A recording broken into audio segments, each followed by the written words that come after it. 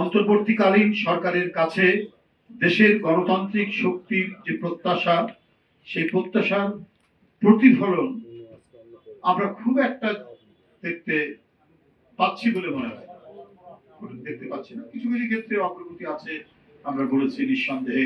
কমপক্ষে স্বস্তির পরিবেশ তৈরি হয়েছে যেখানে আমরা নির্ভয়ে নির্বিঘ্নে কথা বলতে পারি এবং আমাদের এই কেন্দ্রীয় কার্যালয় থেকে নির্বিঘ্নে বেরিয়ে যেতে পারি এবং আসতে পারি। যা কোথাও ঘাপটি বেড়ে থাকা গোয়েন্দা পুলিশ বা গোয়েন্দা সংস্থার লোকরা রাস্তার মাঝখান থেকে আমাদেরকে ধরে নিয়ে যাবে না, এই ভয়টা কমপক্ষে গেছে। হয়তো কিছু কিছু ক্ষেত্রে অগ্রগতি থাকলেও গণতন্ত্রের মজবুত কাঠামো তৈরির প্রস্তুতি যেটা চলছে দেখছি বিভিন্ন কমিশনের মাধ্যমে, তো সেটাও হচ্ছে বটে, কিন্তু ধীর গতি আর কি। হাসিনার গণহত্যাকারী বাহিনীর নেতারা দীর্ঘ 15.5 বছরের ভয়াবহ অপশাসনের জন্য ক্ষমা চাওয়া তো দূরে থাক, উল্টো আদালতে হুমকি দামকি দিচ্ছেন। হাজারো শহীদের রক্তের উপর দাঁড়িয়ে আরো বড় ফ্যাসিস্ট হয়ে ফিরে আসার হুমকি দিচ্ছে।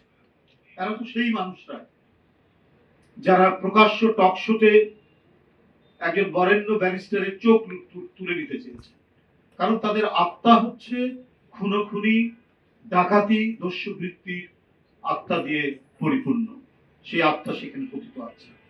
এত বড় রক্ত ঝরা আন্দোলন, যে আন্দোলনে তারা মুগ্ধ, তারা আহনাফ, তারা আমাদের কি বলে যে আবু সাইদ, শিশু বাচ্চা থেকে শুরু করে এদের রক্ত নিংড়ে নেওয়ার পরেও ওদের ক্রোধ, ওদের ক্ষোভ, ওদের প্রতিশোধ পুরোটাই যেন থামছে না। বন্ধুরা, ভারতে পলাতক হাসিনা একের পর এক হুঙ্কার দিচ্ছে। জুলাই আগস্টে শাহজাহান খান গংরা আদালতে এসে সরকারকে দেখে নেওয়ার হুমকি দিচ্ছে, আদালতকে ভেঙচি কাটছে, পুলিশকে থোড়াই কেয়ার করছে। হাসিনার দোসররা আসামি হয়েও আদালতে যে অধ্যুত্বপূর্ণ আচরণ করছে তা মূলত অন্তর্বর্তী সরকারকে অকার্যকর প্রমাণের এক গভীর চক্রান্ত।